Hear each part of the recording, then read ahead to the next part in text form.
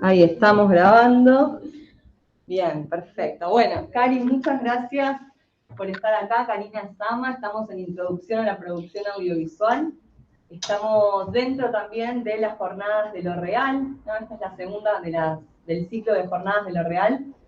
El martes pasado estuvimos con Federico Estifés, hoy estamos con Karina Sama y el próximo martes el cierre es con Víctor Cruz y cerramos este ciclo dentro de la materia, pero esto también después queda cargado en el canal de la universidad, así que después está abierto al mundo para ser visto. Bueno, gracias de vuelta, Cari, por estar acá. Antes de empezar, por ahí me gustaría leer un breve currículum tuyo, porque más allá de tus películas recientes, ¿no? Que íbamos a hablar de Con Nombre de Flor, pero también me gustaría, ellos están iniciándose en el mundo audiovisual y vos tenés un largo recorrido, ¿no? En la ficción y en el documental, entonces también me gustaría que ustedes puedan aprovechar esta experiencia para nutrirse un poco de tus anécdotas, ¿no? Karina estudió diseño industrial en la Universidad de Cuyo, cine en la Escuela Regional de Cuyo, donde trabajó como docente durante 5 años, magíster en periodismo documental de UNTREF, comenzó su trabajo participando en la realización de numerosas publicidades y de más de 40 largometrajes y series nacionales y extranjeras. Asistió a directores como Subiera, Aristarain, Rizzi, Evans, Juan Estañaro, entre otros. Dirigió 2 documentales digitales producidos por Inca, Mecenazgo, Madame Butterfly y Con Nombre de Flor, ¿no? Y actualmente está desarrollando La Paloma, que hace un ratito estábamos hablando acá, que ya nos contarás, que conforman una trilogía de documentales con la temática travesti trans. Bueno, una breve bio, Karina. Gracias. Qué vergüenza que me da. Estoy en pleno desaprendizaje, así que disculpen, ¿eh? Bien, gracias de nuevo y bienvenida entonces a este ciclo. Por ahí me gustaría arrancar, ¿no? Con esto de que leyendo algunas entrevistas tuyas vos hablabas de este límite, y nosotros lo charlamos mucho las poquitas clases que nos vimos, sobre qué es ficción y qué es documental, ¿no? Y vos hablabas en algún momento de, bueno, tu recorrido viene del cine de ficción, ¿no? De hecho, las películas, los directores que nombrabas, siempre trabajaste junto a directores de ficción, y ahora te vas al cine documental, ¿no? Y estás haciendo tu carrera en el cine documental. Pero por ahí escuché también que te gustaría llegar a la ficción o que te gustaría en algún momento jugar un poco con algunos recursos de la ficción. La pregunta es un poco algo que sucede, ¿no? Que es una pregunta común que seguramente te la habrán hecho alguna vez. ¿El cine documental también es cine? ¿No? A mí me han preguntado muchas veces, ¿es una película, un documental? No sé si alguna vez lo escucharon, ¿no? ¿Un documental es película o no es película? Entonces hay ahí como un conflicto de intereses entre la ficción y el documental. ¿Cómo lo ves vos como trabajadora del cine durante tantos años y hoy realizadora documental? A mí me parece que el tema del cine como tal es por cómo nos engancha, por lo que se produce con los espectadores. Y de un tiempo a esta parte me parece que el tema del cine documental ha tomado un carácter tan importante e imponente que en algunos casos es más que cine. No por nada, desde hace mucho tiempo se mezcla ficción y documental para la premiación y casi no habría, es como que no toman, entre comillas, al documental como hija menor, como hija menor, digo, es como el documental para mí, tanto el documental como la ficción depende de los espectadores, de cómo sea la recepción, digo, no como producto en sí, sino el contrato que se produce con nosotros. A mí lo que me pasa particularmente es que encontré en el mundo del documental una forma mejor de empezar a responder mis propias preguntas. Y lo que pienso de la ficción son cosas que tienen base en lo documental, pero que no puedo llegar a, que no he podido llegar a hacerlo. Entonces, o sea, a mí particularmente me mueven esas cosas porque me interesa ese cruce, me interesa el documental como un medio para responderme mis propias preguntas y empezar a dilucidar un poco mi forma de vida, o sea, en este caso mi transfeminismo, digo, porque un poco ha sido esa la pregunta que me movió desde el comienzo. Yo empecé haciendo ficciones y es como un poco, o sea, es como el mandato de, si haces ficciones tenés que, como asistente, tendría que haber hecho una ficción como producto, y en realidad lo que me pasó es que a partir de una película, siendo yo asistente, me di cuenta de que ahí quería responderme algo. Y empecé a indagar y eso terminó como una forma de lenguaje, porque es la forma de lenguaje que empezamos a tener nosotros a partir de esto que están haciendo ustedes. Empezó a quedar en un documental que fue Madame Butterfly. La pregunta que me pasó fue, la protagonista de una ficción que estaba haciendo era Mariana Arancibia, y me empecé a preguntar qué era la feminidad, si la feminidad tenía que ver con una cuestión genital o podía llegar a ser una construcción, porque yo lo que me pasaba es que la veía a Mariana, que es travesti, 1000 veces más femenina que yo. Y así se generó la primera historia, que es Madame. Y con respecto a lo que vos preguntabas, Vicky, que me parece como muy interesante, porque creo que es una época donde los límites de la ficción y lo real, de la información y la verdad empieza a tener tan poco límite. Me parece que en el cine documental hay un contrato que hay que respetar, que ese contrato dice que adentro de lo que estamos haciendo hay prácticamente un 80% de verdad. Siempre va a haber algo de subjetividad que ponemos nosotros, pero hay un 80% de verdad dentro de lo que hacemos. Porque si no lo hubiera, sería una ficción. Y me parece que estas cosas, lo digo por esta cuestión del periodismo que pasa ahora, y vos, Vicky, compartimos maestría, y ese límite de la realidad y la ficción tiene tan poco borde en el tema del documental, que hay que insistir en esto, insistir en la ética, en que hay una cierta ética que tiene que ver con que nosotros estamos en el medio. En el documental hay un nosotros entre medio. Hay una persona, hay un hecho, hay varias personas, hay alguna situación, pero entre nosotros y lo que pasa que nos llama la atención. Y me parece que ahí es donde hay que hacer hincapié en ese contrato que tenemos con nuestros espectadores. Y que ahí hay que hacer hincapié en esa ética y en cómo somos y en cómo nos comportamos a través del otro. Porque hacer un documental nos llevamos puestos, nos llevamos puestos en nuestra cámara. No hay forma en que le esquivemos. Y ahí está en el cómo somos. Entonces ahí es donde quiero hacer hincapié en que en el documental hay mucho de real.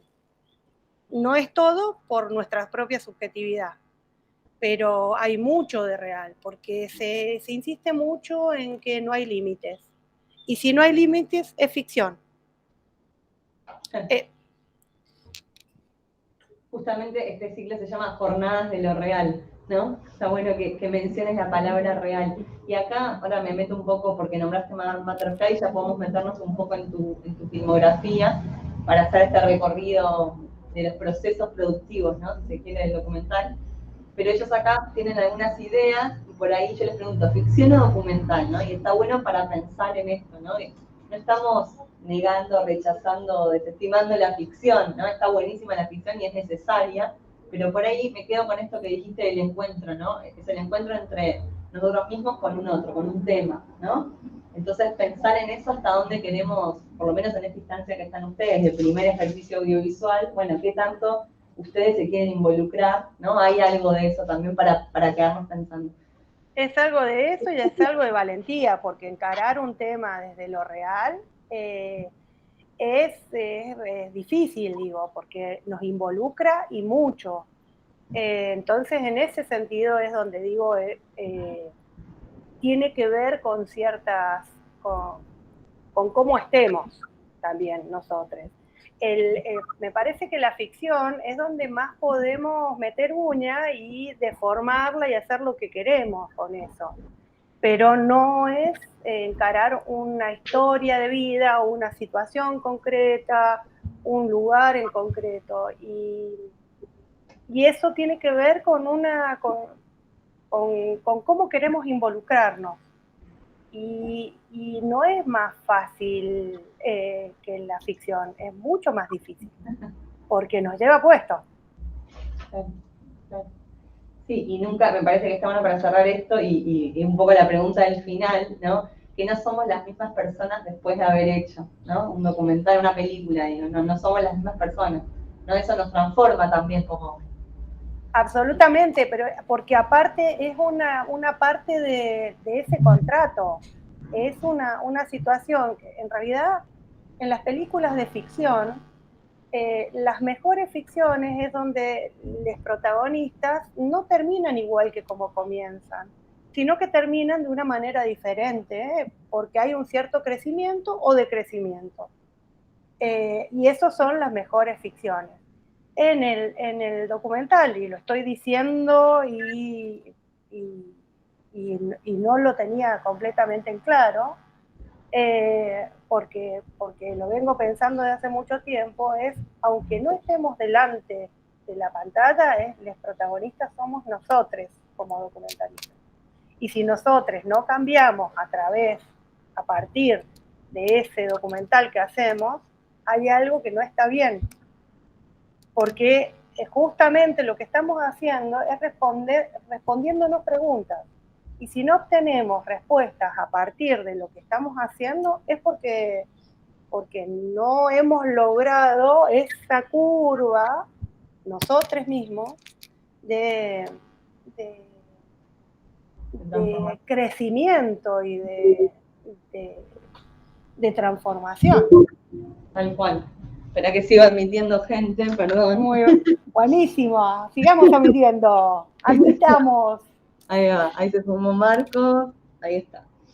Bien, bueno, buenísima esta introducción. No sé si alguien tiene alguna pregunta hasta acá. Yo, si no, ya me metería de lleno un poco en la trilogía, en tu trilogía, Cari, como para empezar a ir armando el rompecabezas de cómo es el universo del documental, ¿no? Un poco la idea es hacer un recorrido desde la idea, ¿no? El origen, digamos, cómo llega a vos ese tema, cómo te convoca, que algo contaste de Madame Butterfly, pero ahora nos contás un poco más en detalle, un poco el desarrollo, ¿no? Una producción, por ahí hacemos poco con Nombre de Flor, que ellas la vieron y bueno, ya me estuvieron haciendo sus devoluciones sobre la peli, que eso creo que puede ser también lo interesante, y después un poco el después, ¿no? ¿Qué pasa con la película después y dónde va, como estos hijitos que se van y a dónde van, ¿no?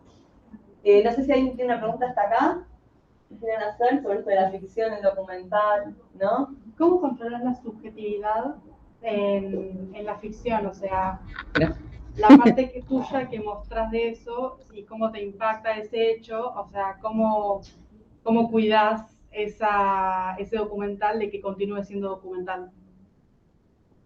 Eso depende del bozal que tengamos cada uno. Es como difícil, es lo más difícil de hacer porque eso no se aprende, se tiene.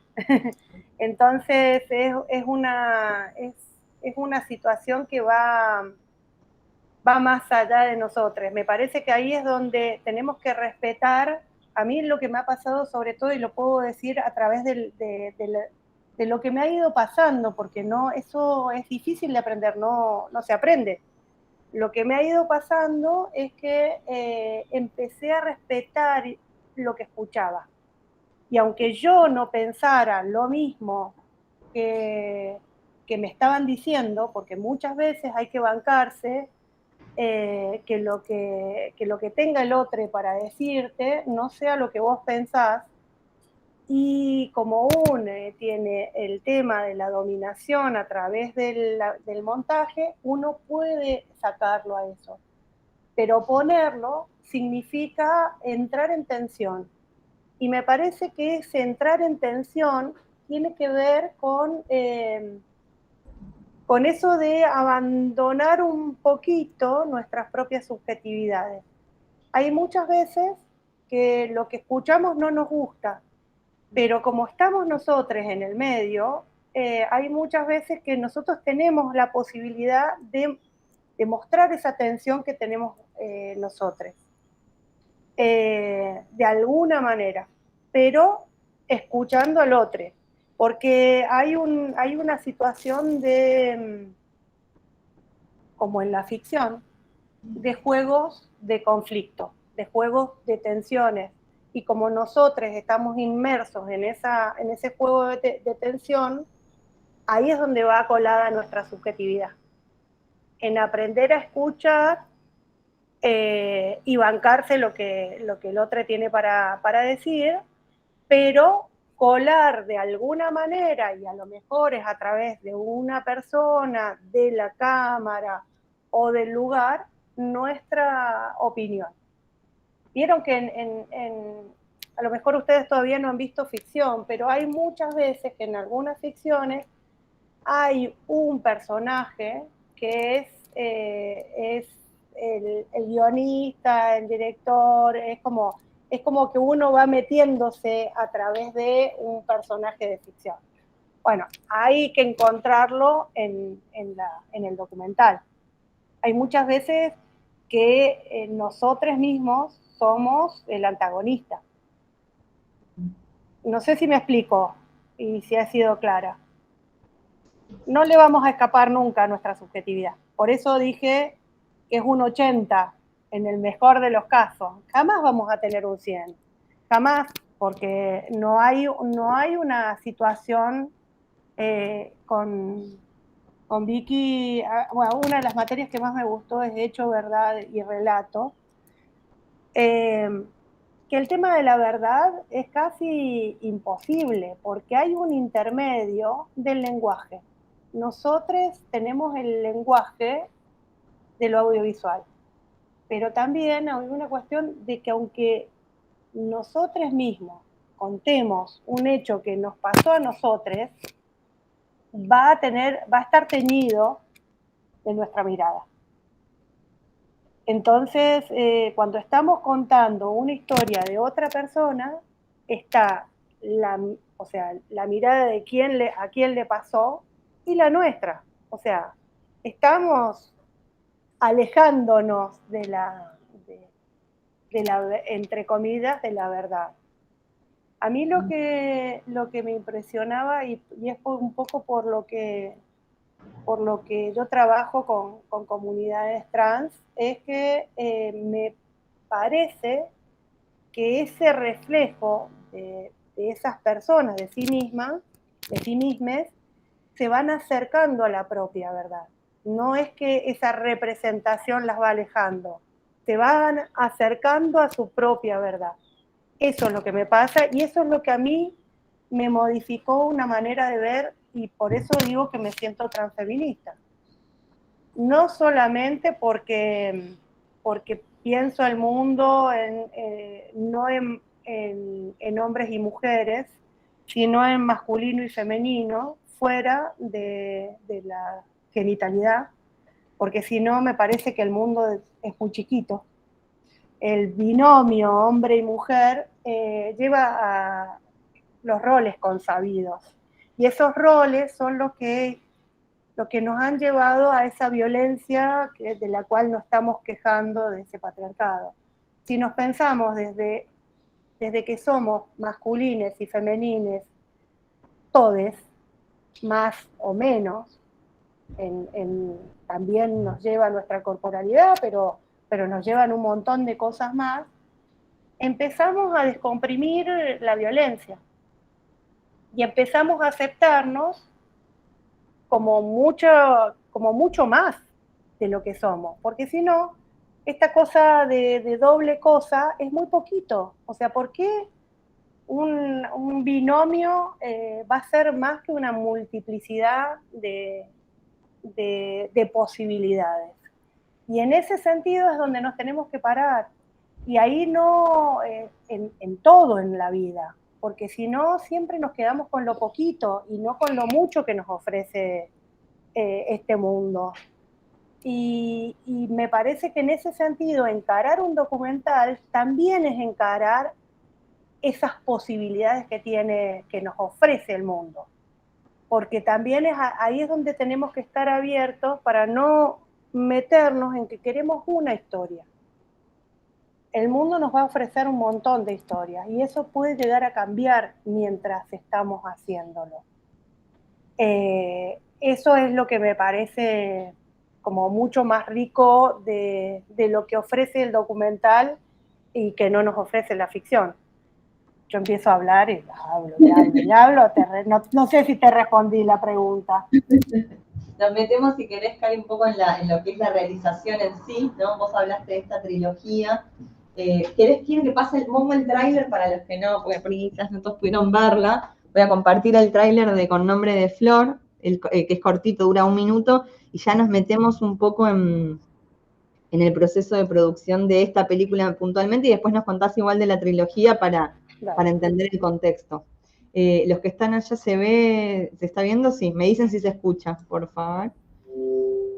Oíme, ¿sabe un compañero tuyo que está tratando con una travesti vieja?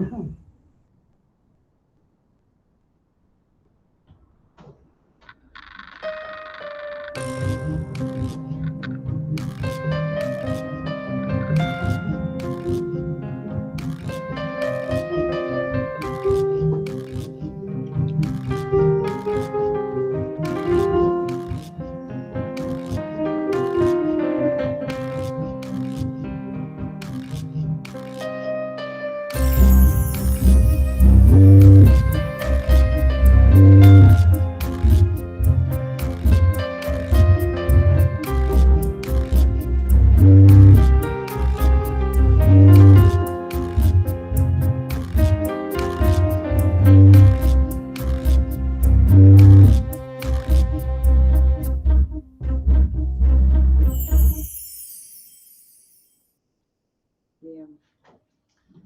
Ahí, para que dejo de compartir, ahí estamos. Bien, bueno, arrancamos un poco, si querés, Cari, cómo llegás. Perdón. Perdón. ¿Es algún chongo tuyo? Ahí está. Era. Seguía Con nombre de Flor. Ahí está. Ahí estamos, perdón. Entonces, empezamos, si querés, cómo llegás a la historia de Malva, y si querés contar como brevemente estos 2 proyectos previos, ¿no? Porque la peli, me parece clave decir que se inscribe en una trilogía, ¿no? Básicamente, Con nombre de Flor aparece a partir del estreno de Madame Butterfly. Entonces, Madame, como ya había contado, aparece a partir de Mariana Arancibia, que es una travesti que era la protagonista de La pasión de Verónica Videla, una ficción que estábamos haciendo en Mendoza. Y a partir también de hacer el casting para la peli, me llamaron la atención algunas historias. Y empieza a aparecer esta situación de la pregunta. O sea, una vez que uno tiene la pregunta en la panza, ya se transforma en algo que uno necesita responder. Hay un docuficcionalista que se llama Pedro Costa, no sé si lo conocen, que dice que hacer cine es tratar de responder a algo que no está bien en el mundo. Y la verdad que a mí eso me quedó como grabado. Y me parece que las preguntas aparecen a partir de eso, sobre todo en los documentales. Por ahí aparecen a partir de algo que está bien en el mundo. Pero a mí me pareció que esta situación de la femineidad o no femineidad era un tema. Esto fue a comienzo entre 2009 y 2010. Y yo empecé ahí a hacer determinadas entrevistas a modo de investigación porque yo no sabía en qué iba a quedar. A partir de esas primeras investigaciones aparece la ley, o sea, que empezaba, en mi cabeza empezaba como una especie de denuncia. Pero a partir de hacer las primeras entrevistas, o sea, se promulga la ley de matrimonio igualitario. Lo cual corre alguna cierta situación de denuncia. Y esta investigación transcurre durante 2 años. Entre esos 2 años también sale la ley de identidad de género, que me corre completamente de la denuncia estatal que me venía en la cabeza a pasar a ser 5 historias de 5 personas. Son 5 protagonistas, 4 chicas travestis y 1 chica transexual. Mariana, que lo que me llamaba la atención era su candidez y sus formas de expresarse. Joseph, que es como un ícono en Mendoza y es budista. Marcela Casanova, que me parecía una construcción de una femineidad impresionante. Carolina de la Cruz, que es la chica que es transexual, que justo había terminado habían hecho su primera operación en ese momento, pero que era la única que era padre. Y la que busqué fue Paloma León. Que era con ese mundo de la prostitución y de la noche. Esas son las 5 historias de Madame Butterfly.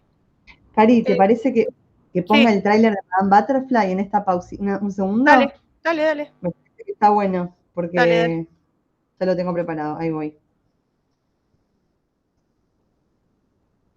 De paso decirte que no tengo problema del tiempo, así que... igual nosotros a las 11 tenemos que cortar. Está bien. Tenemos que bien, paso el tráiler de Madame Butterfly, que es esta primera peli que menciona Karina. Yo siento que en la vida todos traemos una misión que cumplir. La misión mía en este tiempo no es ser mujer, es arrimarme lo que más pueda. Y por ahí, mami, se me ha perdido la muñequita bajo la camadera. Vestidita de otra cosa. Yo pensaba que era el único homosexual del mundo. ¡No puede ser! ¡Yo no te crié para esto! Me dieron una paliza a mi mamá ese día y me echaron a la calle. Marcelo ya no era más Marcelo, había empezado a ser Marcela y no había posibilidad de que nosotros siguiésemos como pareja. La penetración no es tocar fácil, es tocarla fácil, pero no tan fácil.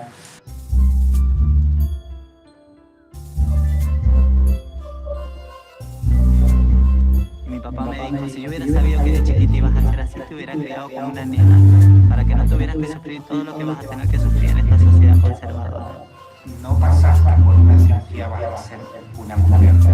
La mujer ya sos de antes. Yo elegí meterle la sociedad, elegí exigir igual. El resultado de lo que yo siempre quise ser. Conocí esto en mi vida. Lo importante no es cómo sos, sino qué haces con lo que sos.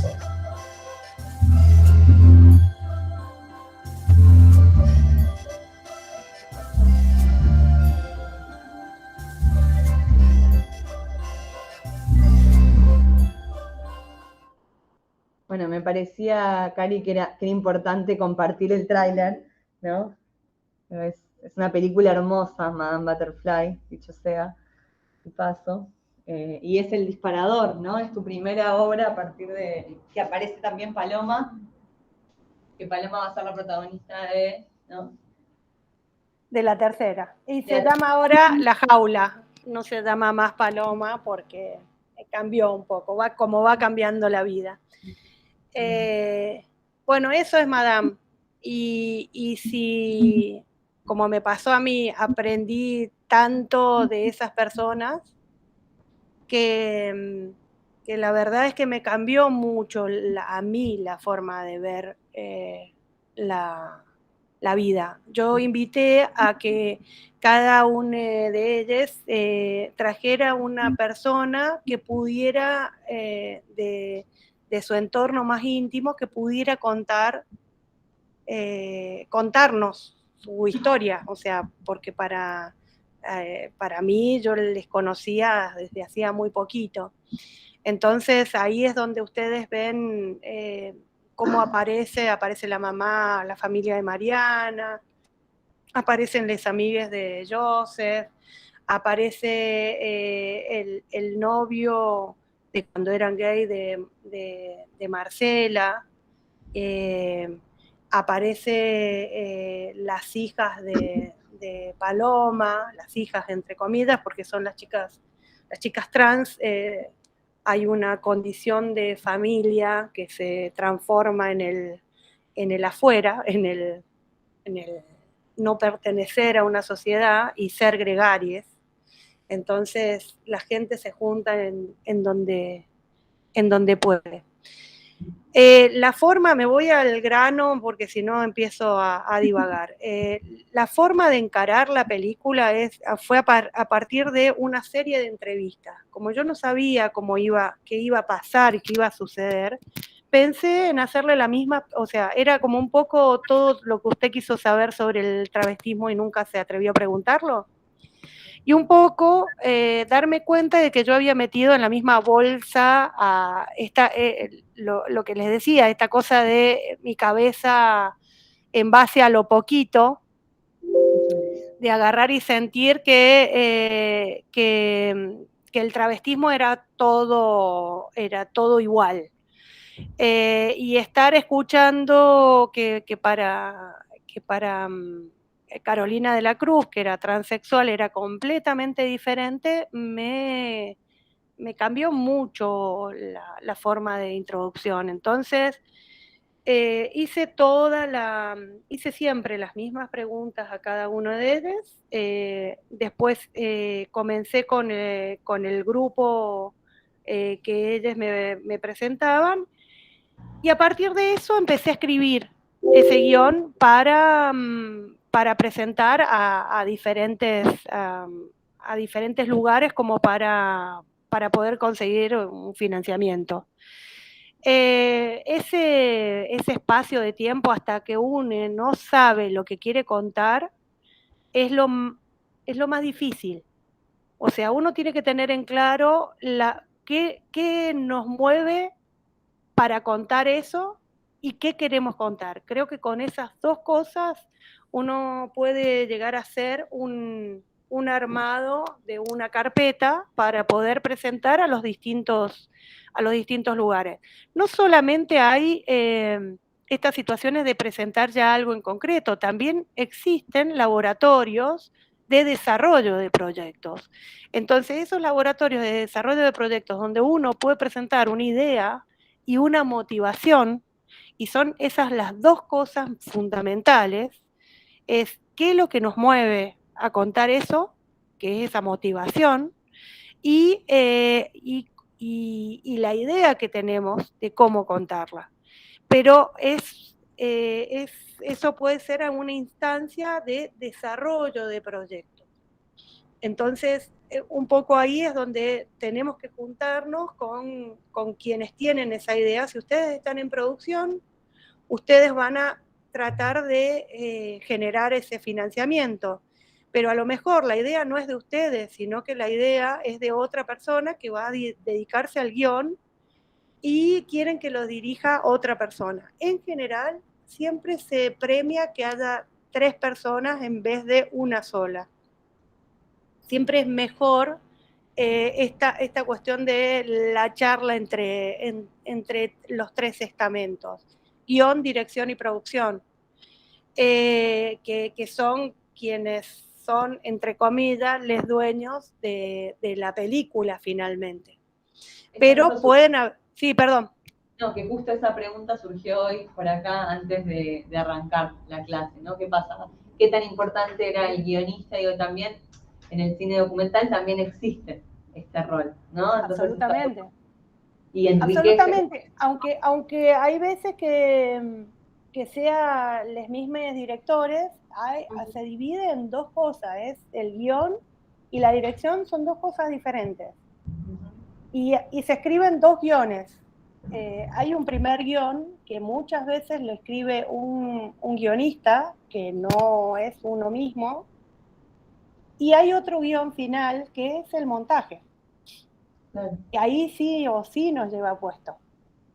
La clase pasada hablábamos con Federico y él contaba, ¿se acuerdan? Esta crisis de llegar de Comodoro Rivadavia con una película, no había película, no había esto de sentarse junto a un montajista y la sabia decisión de sumar a un montajista al equipo, ¿no? En el afán de que a veces uno dice, bueno, puedo hacer todo yo, no, y el montajista le permitió darse cuenta de que había una película, ¿no? Está bueno para repensar. Cari, vos mencionaste brevemente esto del financiamiento, que si querés podemos meternos un poco ahí, porque esta peli está financiada por Mecenazgo, ¿no? Que creo que Mecenazgo lo nombramos acá, no me acuerdo si lo nombramos, que es de la Ciudad de Buenos Aires, con Itaú Cultural y con Inca, ¿no? Ay, ¿la perdimos? Bueno, ahí, hasta que vuelva yo les cuento. Mecenazgo es un programa que es de la Ciudad de Buenos Aires, yo no sé si se los mencioné, que lo que hace es descontar impuestos a las grandes empresas y las empresas ponen esa plata para proyectos culturales, ¿no? Está buenísimo y funciona, va cambiando, uy, ahí se desconectó, volverá, va cambiando a través del tiempo, pero da mucho dinero, porque las empresas que más quieren, ¿no? Que no pagan impuestos, sus impuestos van a admitir, ahí está. Y es una forma, pasa que tenés que tener domicilio en la Ciudad de Buenos Aires, ¿no? Pero siempre se puede buscar a alguien del equipo que tenga domicilio. Ahí está, ahí volviste, Cari. Perdón. No pasa nada. Mientras hacíamos un breve resumen de Mecenazgo, yo les contaba que vos, para financiar Madame Butterfly, si querés saber, nos metemos en Con Nombre de Flor, las posibilidades de financiar una película, ¿no? Que a veces, también lo hablamos la clase pasada con Federico, no es una sola la forma, ¿no? Muchas veces tenemos que buscar diferentes estrategias para acompañar. No solamente están las de filmación, como yo les decía, hay muchas cosas, hay muchas veces que los laboratorios, los lab, o sea, está Bolivia Lab, está Montevideo Lab, hay un montón de lugares donde hay laboratorios de desarrollo y que hay muchas veces que ese desarrollo ofrecen financiamientos para la postproducción de la película, para la...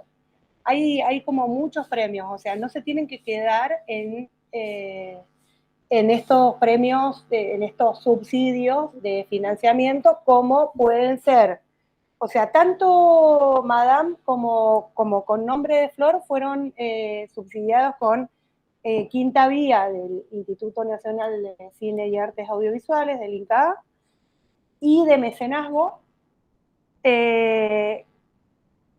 Con Nombre de Flor pude conseguir un pequeño monto que nos daban en el Fondo Provincial para la Cultura en Mendoza. Con Nombre de Flor no, en Madame, perdón. Y se pueden ir buscando otros tipos de financiamiento.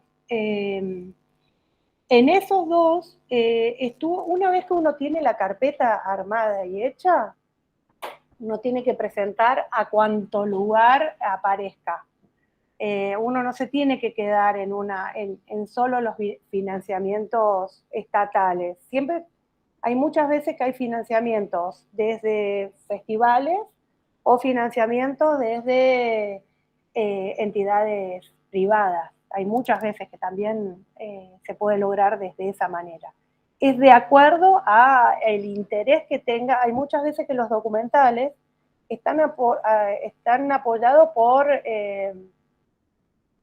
entes privados, porque o sea, les parece interesante hacer algo a partir de eso.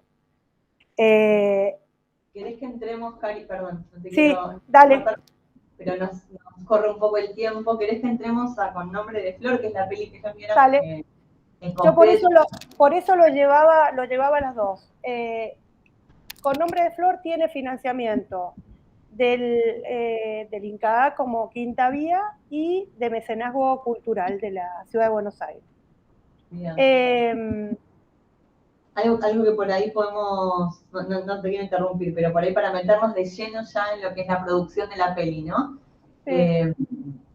Vos contaste, bueno, en algunas entrevistas mencionás esto de cómo te llega la historia de Malva, ¿no? Para ya meternos en lo que es el rodaje en sí, y la dificultad que apareció, ¿no? Cuando, bueno, sucedió vos estabas realizando la investigación de la película, cuando Malva fallece, ¿no? Entonces, bueno, ahí vos te planteas un poco cómo construir esta película. Por ahí podemos empezar por ahí a contar un poco cómo fue ese proceso y con qué cuando te encontraste, digo, con este material de investigación y tenías que convertir una película desde ahí.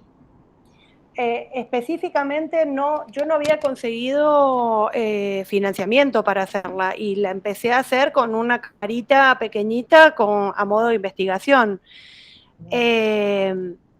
Y justamente, si vos te acordás de Vicky, el tema, lo que siempre decía Manuel Pérez era donde está el nudo por lo cual no nos permite avanzar, ahí adentro está lo que mejor nos podría llegar a salir. Para mí el tema de quedarme con solamente ese material de investigación fue darme cuenta de que Malva se murió para que yo no la domesticara. Y ahí es donde radica el núcleo donde me mete de lleno en la película. El tema de qué tipo de domesticaciones hacemos los documentalistas con respecto a eso. Y ahí es donde empieza a aparecer la película. Porque si antes no la tenía, para mí era, disculpen mi vocabulario, para mí era una mierda lo que yo había hecho. Y siempre yo trabajo con la misma montajista que me decía, mirá lo que me traes, o sea, mirá los planos que tenés. La vieja estaba acostada y vos haciéndole una entrevista a una señora acostada, ¿vos te parece? Y justamente ahí es donde estaba el nudo de la cuestión. A partir de eso empieza a aparecer la película, porque en realidad yo hasta ese momento yo no tenía la financiación, yo empecé a filmar con lo que yo tenía. Por eso yo siempre insto también un poco a que no importa mucho los medios que tengamos, sino si importa el nudo y si importa la historia, no nos quedamos sin contarla. Si yo no hubiera filmado eso que había filmado así tan a lo bruto, no tendríamos la historia de Malva. Digo, no hubiera quedado esa Malva viva para el resto de la gente. Entonces, ahí es donde no hay nada que los tiene que detener. Sí, Vicky. No, recapitulando, te llega la historia, vos averiguás si está en un geriátrico, vas con tu bueno, primero imagino que vas en tu camarita, pero si querés contar un poco cómo es el acceso, ¿no? Ese vínculo que generás, ¿no? Para que más allá de esto, que desde la cama ella se abra a vos y sin conocerte, ¿no? Empiece a contarte y a narrarte lo que después vamos a ver en la película. ¿Cómo es ese vínculo? En el estreno de Madame me llega el libro de Malva, que lo leo varios meses más tarde, un libro que se llama Mi Recordatorio, y darme cuenta que había hecho una película donde los protagonistas en general, y darme cuenta de que el mundo travesti tienen una edad promedio de 37 años, encontrarme con una travesti de 95 era el Minotauro. Ahí es donde intenté, contactarme, porque encontrar a alguien de 95 años y a ver cómo tenía esa cabeza, cómo a ver si podía llegar a contarme, porque uno puede tener mucha intención, pero después esa persona no se abre o no quiere contar su historia o no quiere salir en una película porque se ve deteriorada o alguna cosa que no le permita, esa primera impresión es fundamental. Así que empecé a llamar alrededor a la gente que conocía, fundamentalmente a Marlene Guadar, que me dio un par de tips. Y mi tips fue ir con mi tonada mendocina. Sabía que Malva era chilena y que había cruzado a Mendoza, entonces por el libro, entonces ir con mi mejor tonada mendocina y con un dulce que había hecho. Y supongo que eso es lo que le debe haber acercado un poco, porque era bastante difícil, ya varias se habían acercado a ella y no habían logrado nada. Y en ese primer encuentro, que es el encuentro donde, si recuerdan, es donde Malva me cuenta cuál es su nombre en la película y cómo la llamaron Malva. En ese primer encuentro ya me empieza a contar un montón de cosas y yo me empiezo a dar cuenta de que ahí había una historia y que había alguien que quería contarla y que estaba muy bien de la cabeza, muy bien, mucho mejor que yo. Entonces ese es el nudo de encontrar la historia. A partir de ese primer encuentro dije, acá van a haber una serie de encuentros hasta haber una sensación de cómo contar esa historia. Ese fue el nudo primario, ese es el núcleo de la cuestión. Así que en ese sentido, ese es lo que vos querías saber, ¿no, Vicky? ¿Y cuántos encuentros tuvieron en este dispositivo, digo, de vos ir a visitarla y hacer ese registro? Más o menos fueron 5 encuentros hasta que agarré y decidí que con un grupo de personas que le interesaba también hacer lo mismo, íbamos a encararla con una cámara prestada, con un montón de gente que se interesaba un poco por esta historia, sin financiamiento. Ahí fue donde hice la prueba de cámara y una semana más tarde, Malva se muere. Y ahí te encontraste. Con nada. Con lo que yo creía que era nada. Con lo que yo pensaba que, o sea, ahí es donde uno se pelea consigo mismo. Por eso es donde les digo que esa cuestión de la subjetividad nos lleva puesto. Porque para mí era encontrarme con nada y tenía una historia enorme, que hay muchas veces que uno no lo puede ver, y que la tiene que ver o un montajista o, en mi caso, Marlene Guadar, que cuando vio la película me dio la clave, porque me dice, mirá, acá hay un montón de cosas y de historias que yo misma no sabía. Y eso de que la historia, una de las referentes más grandes que hay de travesti viva, no la supiera, quería decir que era muy importante ponerlo. Y tenerlo. Y la clave es lo del escorzo. Bueno, no sé si querés que me meta con ese tema, Vicky, porque es como... Sí, quisiera hacer una pausa y dejar abierto si hay alguna pregunta o comentario a partir de todo lo que hablamos hasta ahora, porque ya después pasaríamos un poco en los 10 minutos que nos quedan al después, ¿no? ¿Qué pasa con la peli, cómo la toma la comunidad? No sé si alguien tiene alguna pregunta.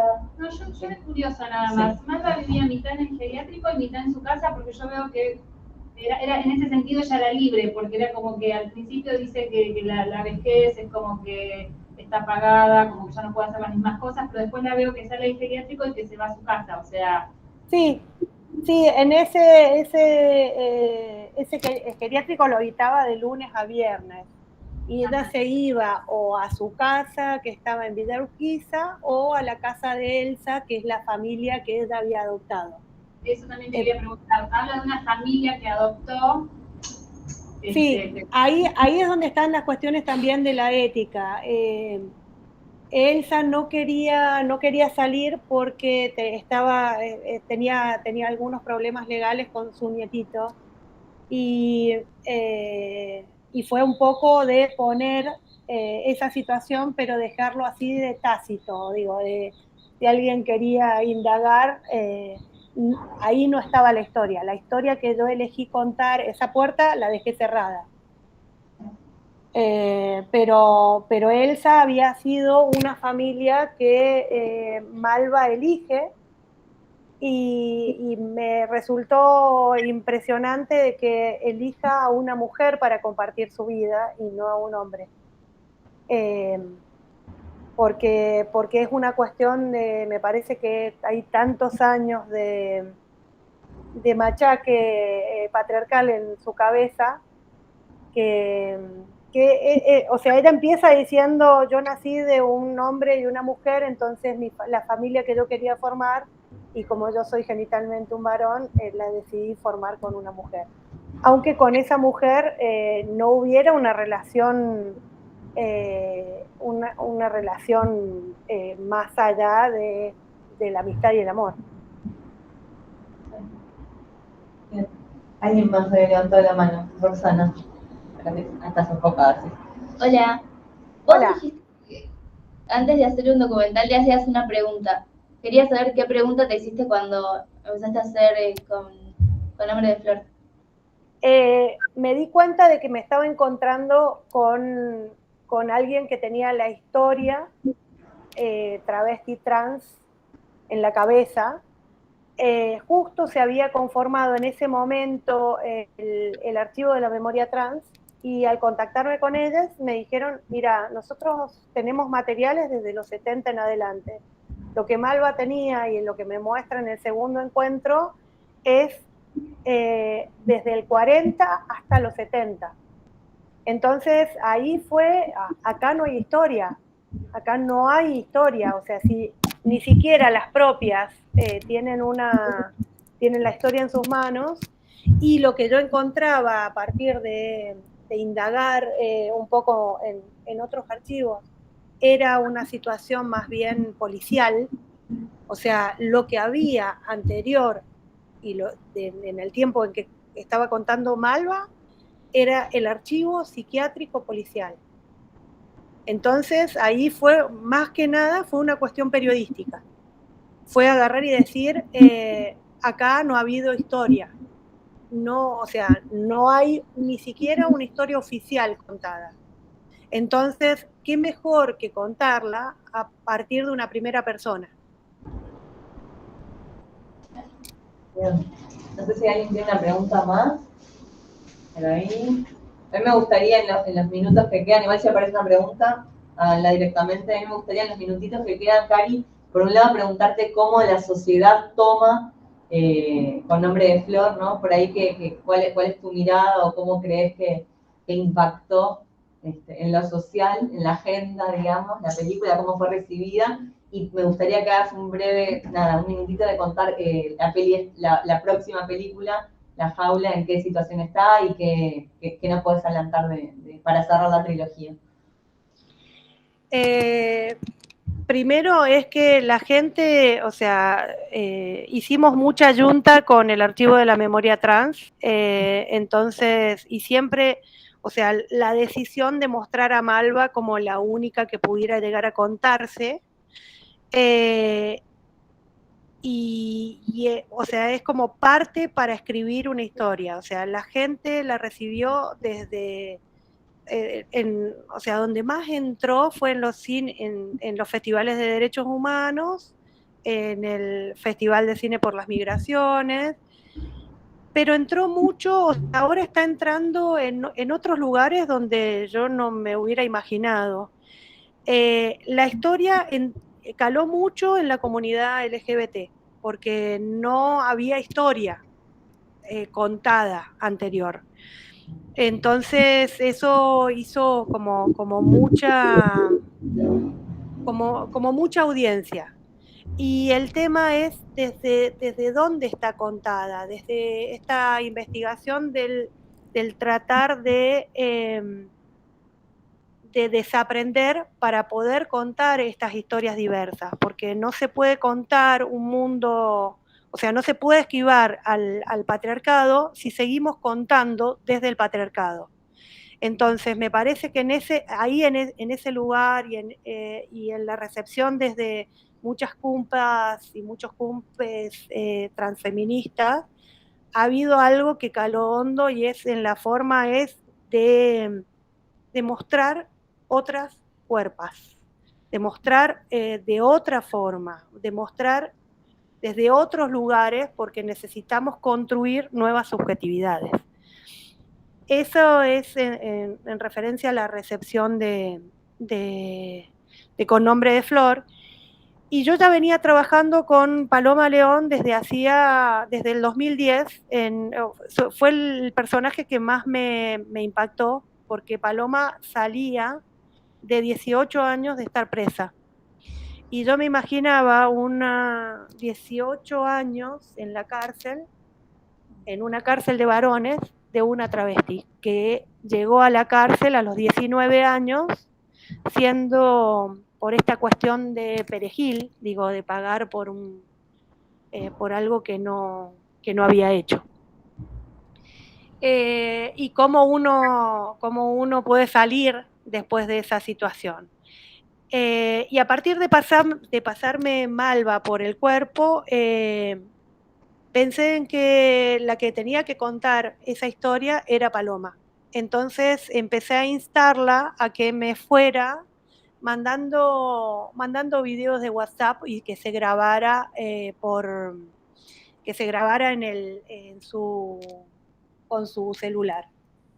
Eso me parecía mucho más interesante. Yo le compré un par de tarjetas de video y ella me iba mandando los videos de WhatsApp y grababa en su propio teléfono. Eso es La Jaula, porque Paloma empieza a entrar y a salir de la cárcel y ella puede grabar adentro y afuera de la cárcel.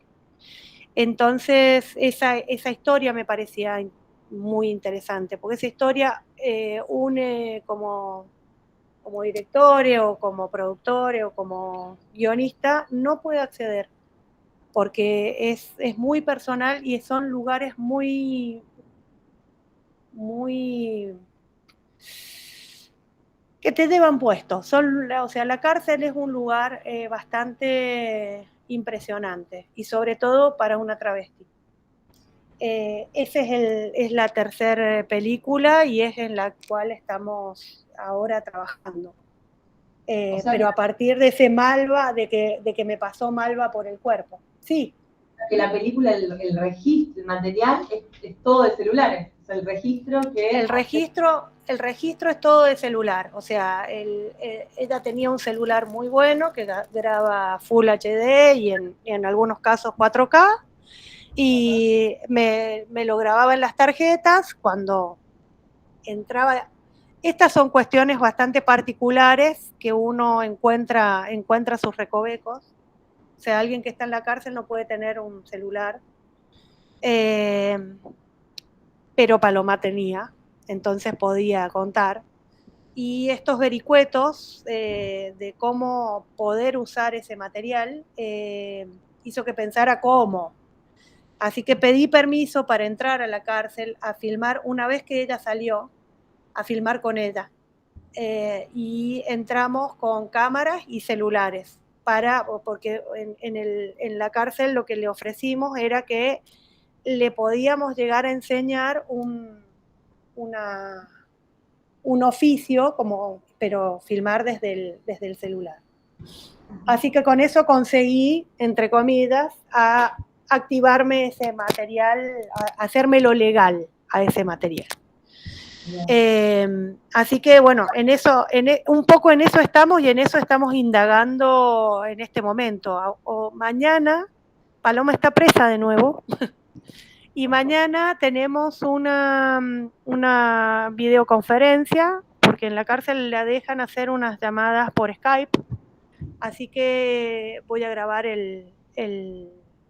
la pantalla de Skype y así vamos construyéndolo. porque en la cárcel de Ezeiza, donde está, no tiene celular. Está en Ezeiza ahora. Ahora está en Ezeiza, sí. Bueno, me parece que más allá de la historia en sí de Paloma está buena porque ellos van a hacer sus materiales con teléfonos celulares, ¿no? Y me parecía también está bueno hacer esta conexión de que es una película entera con ese registro, ¿no? Cari, bueno, no sé si alguien quiere hacer algún comentario, si no la vamos a despedir. ¿Por qué está presa? ¿Por qué está presa? Preguntan, Cari. En general, el tema del asunto de cómo viven las travestis, sobre todo las travestis grandes, y sobre todo, yo siempre junto todas estas cosas. O sea, Paloma tiene 50 años, es ex convicta y travesti. Nada más y nada menos. Y en general lo que sucede es que siempre trabajan el tema de la prostitución. Cuando una travesti se hace vieja, lo que hace es, entre comillas, regentear a otras travestis más jóvenes que se acercan a ella por una cuestión de seguridad. Entonces esa Paloma ahora está presa por una denuncia, siempre está como así de borde de trata de personas, porque ahora estaría presa por eso, pero hace 3 años fue liberada de culpa y cargo de ese tema. Es muy borde, por eso es muy difícil y me ha llevado tanto tiempo de hacer esta película. Es complejo poder entender cómo viven, o sea, es muy complejo explicarlo. Es el estilo de vida que también los lleva a que vuelvan a la prisión. No, yo el comentario que te quería hacer, viendo y comparando otros documentales, el documental de Malva, en una hora, cómo se logra contar toda su vida, a pesar de que ella fallece en el proceso, y que es muy difícil conmover, o sea, de que un video te llegue. Por ejemplo, a mí, me llegó. Yo tenía, mis vecinos fueron un matrimonio gay. Él tenía 96 años, falleció hace 3 meses, y su pareja tenía 90 años. Y me sentí identificada con el documental por ese lado, porque mis vecinos cuentan de que iban a la Isla del Tigre. Y ayer cuando lo vi, yo dije, acá está, esta es la isla donde iban a buscar refugio, a esconderse. Me encantó poder entender a dónde era que iban ellos. Ellos fueron los 2 tripulantes de cabina. Ese trabajo les dio la oportunidad de poder irse del país y escaparse. Yo también fui tripulante de cabina muchos años y comprendí lo que ellos hablaban cuando decían el escaparse y irse a otro país y no estar en el entorno.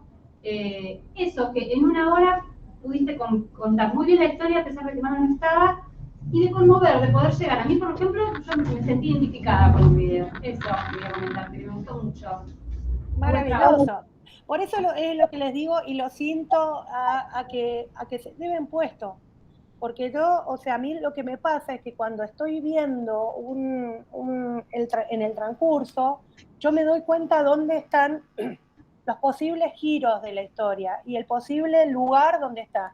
Digo, yo quería que vieran a Malva como una viejita, igual que yo la vi en ese hogar, y que después se dieran cuenta de que era travesti. Digo, ustedes tenían una cosa que ya sabían que era, pero no hacía falta, digo, y esta situación que por ahí es una condición tan dura de mostrar a alguien antes que nada como travesti, me parece que era más importante como comentar que era una feminidad vieja. Entonces, en ese sentido y esa situación de ver que en el único momento en que Malva baja la guardia y llora, fue cuando cuenta lo de Cristina. O sea, ella se le daba vuelta la boca, era lo más antiperonista del mundo, pero se daba cuenta de que de que el lugar de apertura había sucedido en un momento del mismo tipo de gobierno que ella dice que lo sometió. Y la verdad es que la película da para hacer una serie entera, porque digo, ahora es como esta situación del cruce de los Andes, digo, son un montón de películas. pero había que reducir lo más posible y contar una historia de vida que no había estado contada. Entonces fue un poco irla pelando. Sí. Pregunta Marcos, también ya vamos cerrando. Él dice, bueno, saluda, súper valioso el encuentro. Dice, pienso en Las Malas, de Camila Sosa Villada, con puntos de conexión con estos documentales, o la historia de Yo Nena, Yo Princesa, de Gabriela Mancilla, que se estrena ahora el 28 de octubre y visibiliza la infancia trans. ¿Encontrás puntos de encuentro con estos materiales?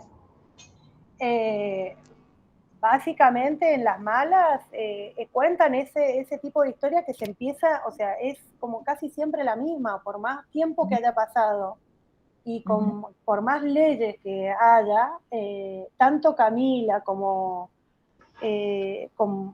o sea, en realidad me parece que en este sentido Malva lo cuenta para las infancias, o sea, todos, tanto en Madame Butterfly también, o sea, cuentan sus historias y se abren a la historia para que a las niñas no les pase lo mismo que a ellos. Claro. O sea, esa es lo fundamental que tienen todas las travestis en la cabeza. O sea, saben que no van a ser ni madres ni padres.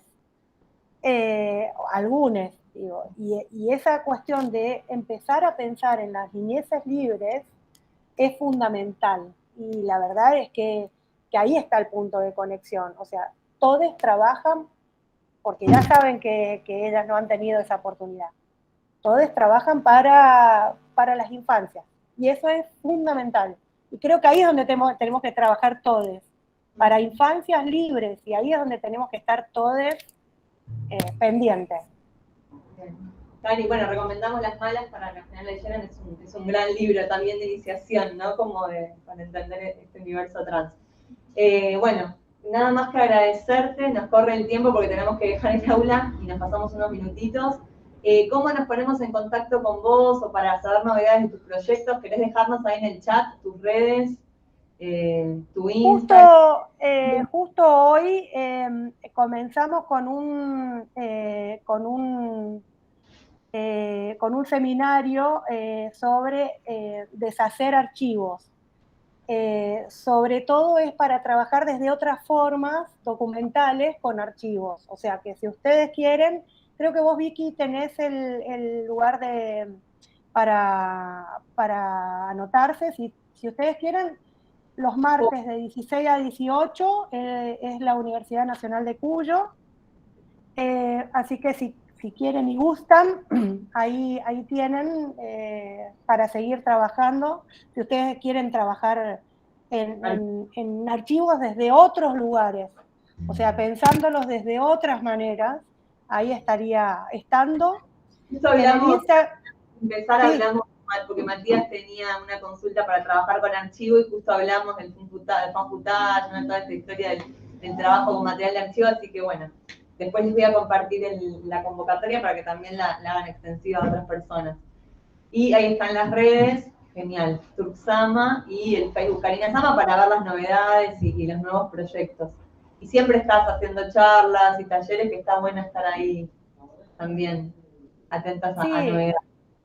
Sí, nada más que agradecerle y de instarles a que empiecen a pensar formas de hacer desde otras construcciones. O sea, nosotros aprendemos desde una manera patriarcal. O sea, ahora tenemos que empezar a dividir en nuestra cabeza qué es lo que nos sirve como forma para empezar a encarar nuestros proyectos. O sea, no encaremos proyectos desde la violencia, encaremos proyectos desde el abrazarnos. Digo, esta situación de que el cine era verticalista y que hay que hacerlo con la cabeza de los directores o los productores, no es así. Hay que empezar a desarmar la violencia que pueda llegar a haber en las formas de trabajar que tenemos y empezar a darnos cuenta y tener la humildad de decir, no lo estoy haciendo bien, no me gusta lo que estoy haciendo, ayúdenme, construyamos cosas juntas Y eso me parece que es una de las formas de correrse de ese sistema que nos oprime a todos. O sea, yo no estoy hablando de mujeres y de varones, estoy hablando de la opresión que tienen las masculinidades y las feminidades para ser. Y hay que pensarse en el estar siendo, en que todo esto es móvil, en que todo se mueve. Y que no, o sea, el patriarcado y el capitalismo quiere que nos quedemos en la cajita en la cual nos pueda vender cosas. Sean el error de todo lo que más pueda.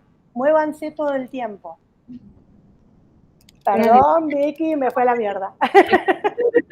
Sean el error, nos quedamos con eso. Acá te dan un aplauso, Cari. Muchas gracias y seguimos en contacto. Ahí están las redes, gracias de nuevo por tu tiempo y nos estamos viendo muy pronto. Muchísimas gracias. Chao, gente. Chao, gracias. Chao. Muchas gracias a todos, nos vemos el próximo martes con Víctor Cruz y seguimos con Jornadas de lo Real. Nos vemos el martes que viene. Gracias. Chao, nos vemos.